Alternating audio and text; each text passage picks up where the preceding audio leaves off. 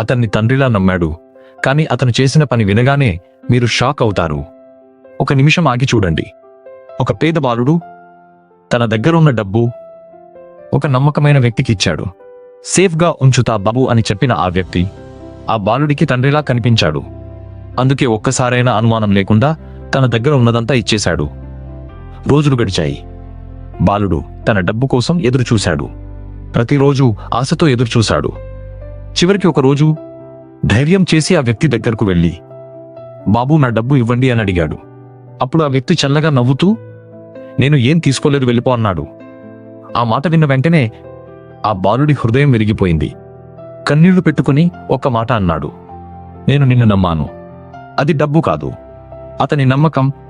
దేవుడు అన్యాయస్తుడు కాదు, దేవుడు న్యాయం చేస్తాడు.